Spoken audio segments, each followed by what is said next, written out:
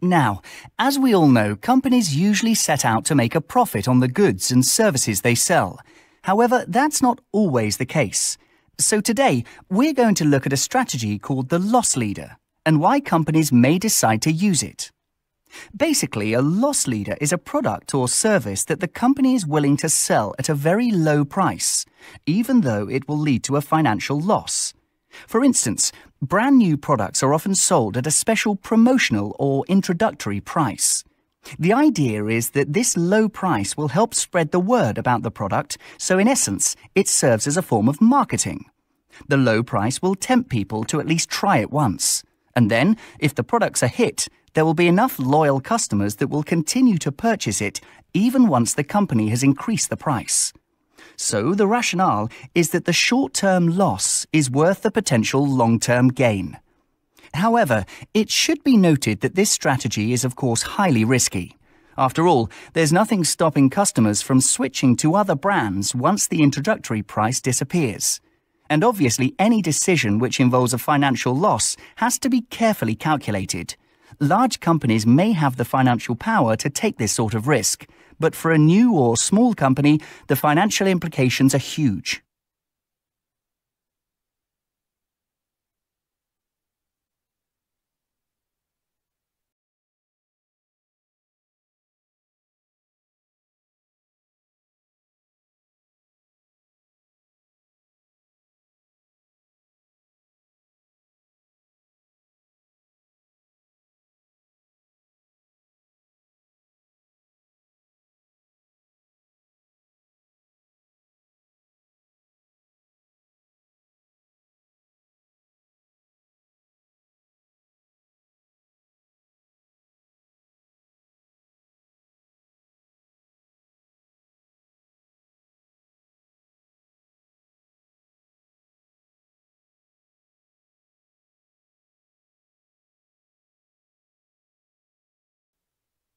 Street art has developed from an underground art form into something which has achieved mainstream recognition and acceptance. It has its origins in the graffiti trend, which became popular in cities in the 1960s. At that time, adding graffiti onto public spaces was most definitely considered to be an act of vandalism. Indeed, it was hardly viewed as art at all, but rather as an expression of social frustration. However, over the decades, street art has developed artistically. Street artists have taken their inspiration from a wide variety of cultural influences, including hip-hop music and graphic design trends. Nowadays, many urban centres have colourful, large-scale wall paintings displaying uplifting or socially responsible messages. For this reason, street art is now viewed as part of the urban landscape and in some cases is a source of local pride. The street art projects I've just mentioned are of course officially approved schemes. However, some designs still appear on the sides of buildings without legal permission, and that's why street art is still a controversial art form. Nevertheless, it is now broadly accepted, to the extent that some street artists have even achieved the same level of fame as celebrated artists in other creative fields.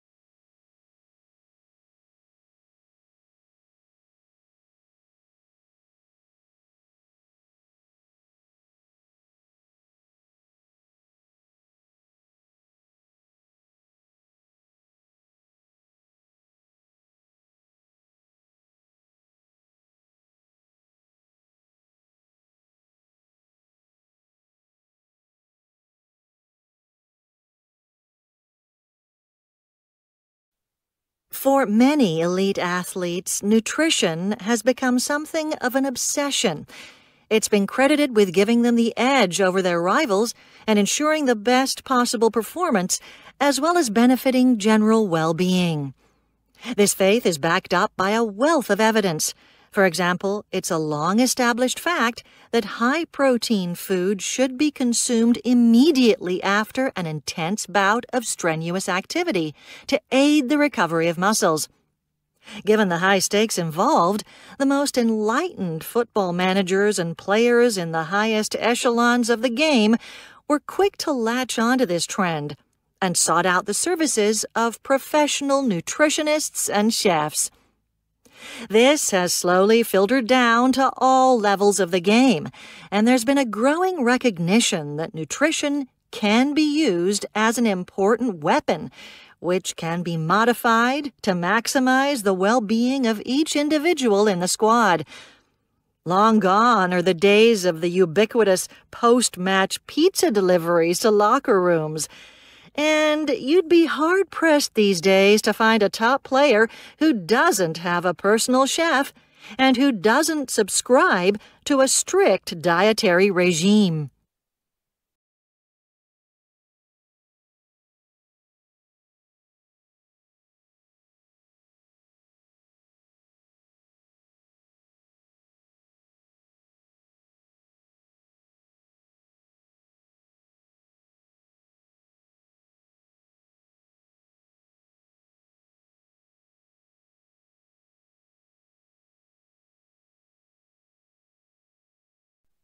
The distinction between architecture and interior design is artificial, but it has proved remarkably enduring. Architecture is seen as something substantial, whereas interiors are perceived as more ephemeral. Yet what is a house without an interior?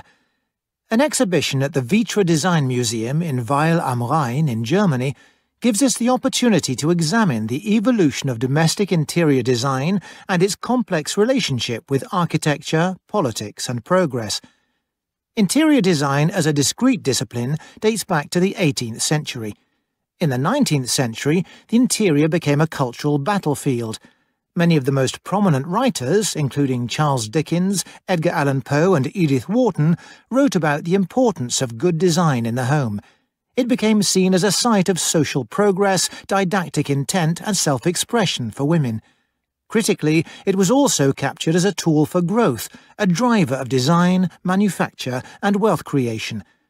If architecture was a professionalized discipline, interior design was an acceptable amateur occupation for women. It is a generalization to suggest that architecture was a male world and interiors a female one, but it is embedded in the idea of a homemaker. To some extent, the work of all those women has been extinguished as fashions changed. What was preserved was the work of men.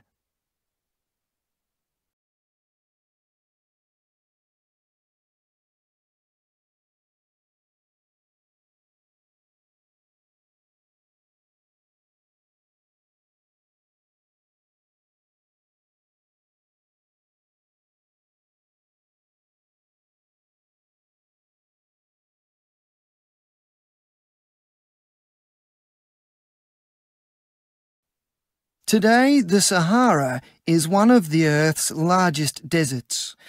However, 10,000 years ago, the climate was very different. The air was not as dry as it is today, and there were several large ponds and lakes. One of these was located near a cave, which was therefore an ideal home for early humans. Fish from these lakes was used as food by the people who lived there. We know this because a large quantity of fish bones was found at the site.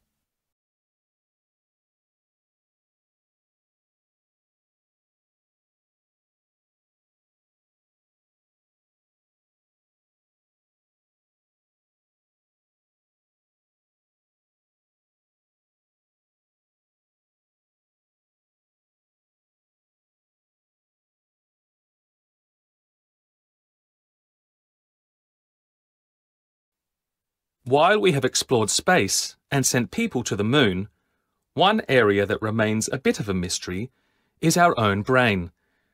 In particular, the different processes and operations our brains perform every day. Recent research has tried to show a link between physics and decision-making, and now a model using quantum physics to explain how we decide between two or more options has been published.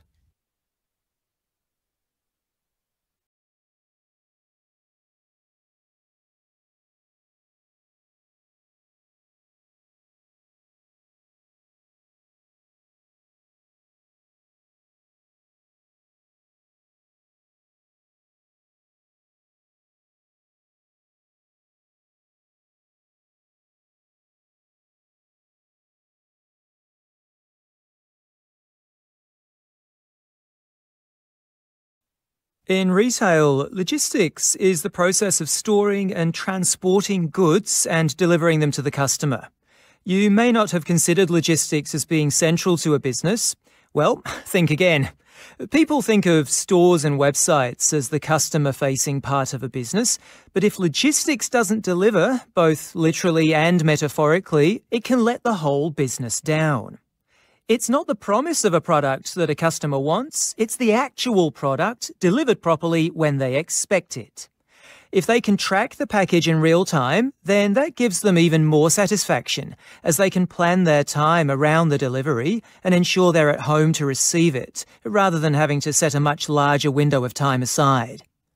Logistics may have been undervalued up until now, but going forward, it's crucial and could be the defining factor in whether a customer places a repeat order or not.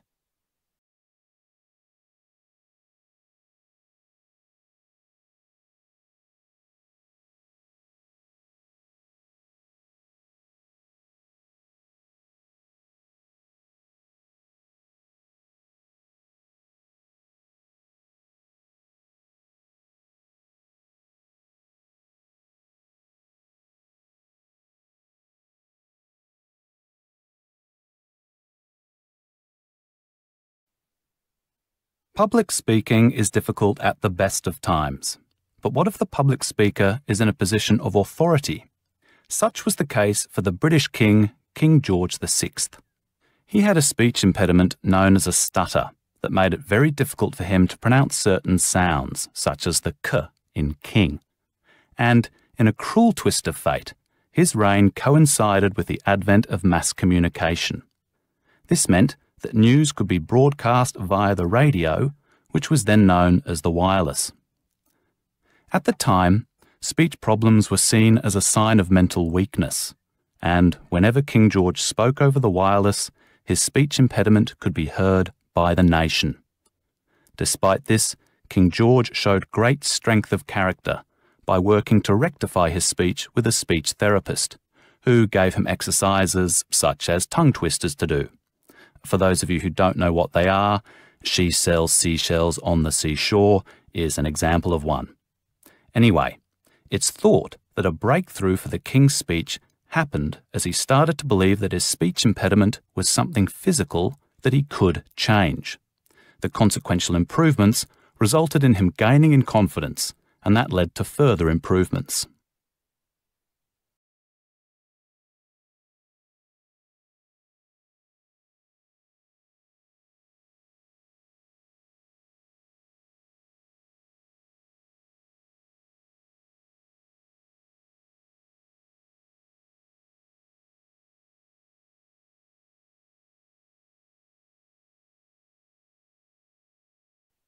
You might not have heard of Vicenza, but it's a beautiful little town in northern Italy, not far from Venice. Now, Vicenza's architecture obviously isn't as famous as Venice is, but in my opinion it's even more interesting. Most of the buildings that you can see in Vicenza are the work of Andrea Palladio, who lived from 1508 to 1580. Palladio studied the architecture of ancient Rome very carefully and used what he learned to lay out a town of simple but beautiful white stone buildings. Palladio never used one brick more than he needed to. That's what's so amazing about his work, I think. And he succeeded in creating modern versions of ancient designs which remain popular to this day.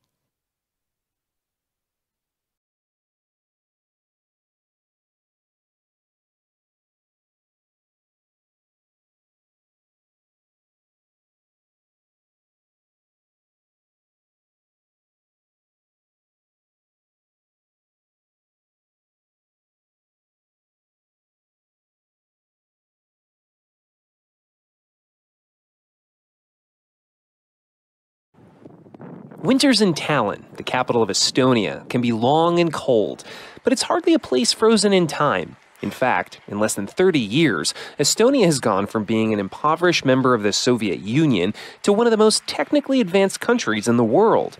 It's the first country to declare the internet a social right. The government claims high-speed broadband covers 88% of the country, and 99% of its services are easily accessible online. It's a country where you can do taxes in 3 minutes, when you can vote online from anywhere in the world, and it's still secure and safe and people.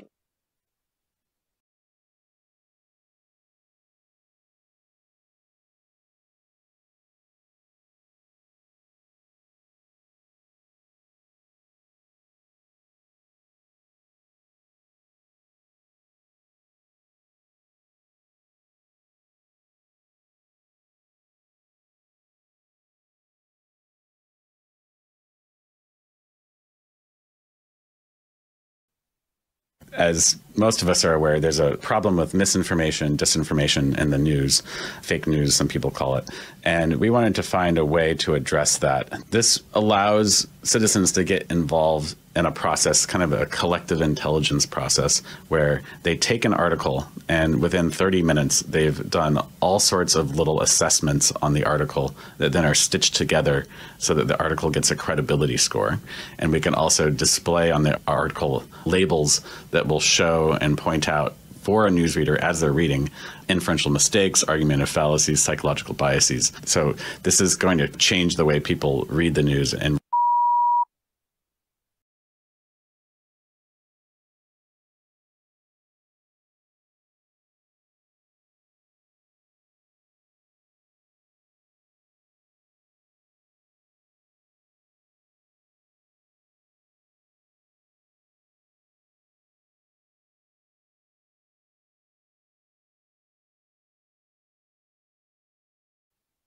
the world's sands are shifting by the lorry load. According to a recent UN report, up to 50 billion tonnes of sand a year is being mined, dredged and even stolen to satisfy the global appetite for infrastructure. And it's disappearing faster than it can be replenished.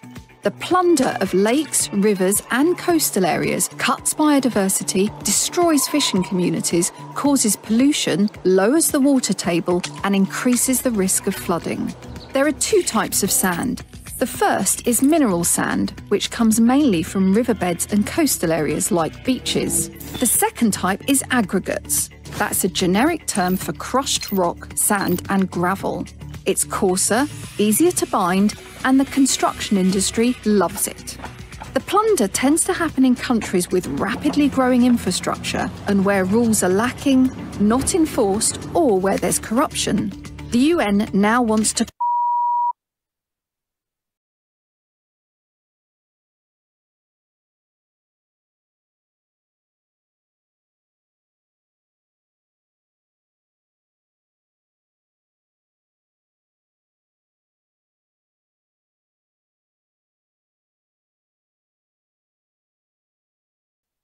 Coastal erosion can cause existing beaches to be partially or completely washed away. This can pose a threat to wildlife that is dependent on specific beaches. For example, sea turtles return to the beach where they hatched to lay their own eggs. If the beach is eroded, turtles may build a nest in a place that isn't a sufficient distance from the sea. This means the nest could be flooded by seawater should the incoming tide reach a certain level. This can threaten the survival of the species. Fortunately, in some places, such as Costa Rica, volunteers collect turtle eggs so that they may be incubated in a safe environment.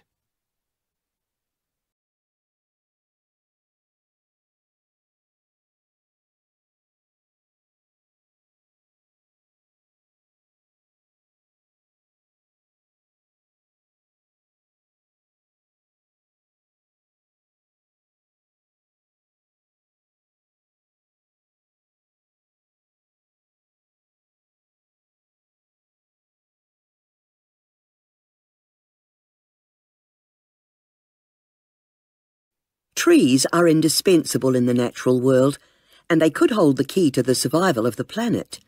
Not only do they provide vital food and shelter for wildlife, They also have a part to play in slowing down global warming by absorbing carbon dioxide. In addition, they help to preserve the quality of land by adding to its nutrients and by preventing soil erosion. Yet undoubtedly, their biggest threat is deforestation. Many activities such as farming, mining, and the production of paper products result in deforestation. There needs to be a global effort to balance the needs of these industries with the preservation of woodlands and forests.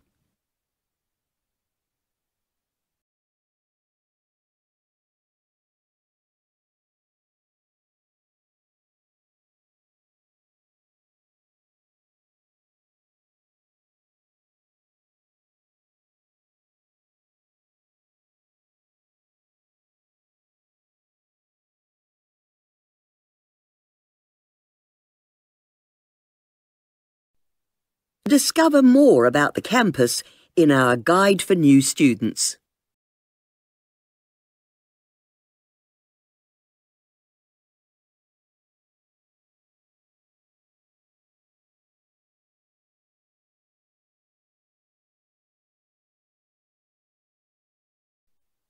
Discover more about the campus in our Guide for New Students.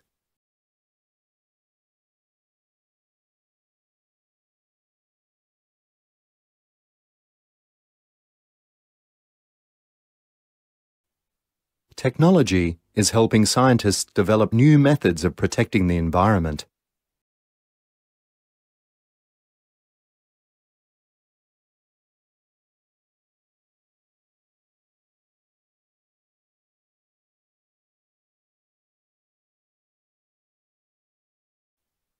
Technology is helping scientists develop new methods of protecting the environment.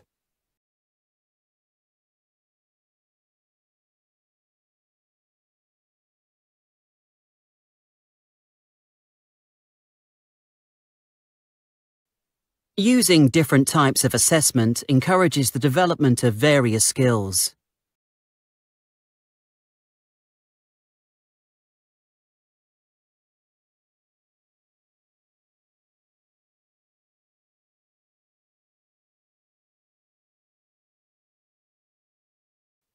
Using different types of assessment encourages the development of various skills.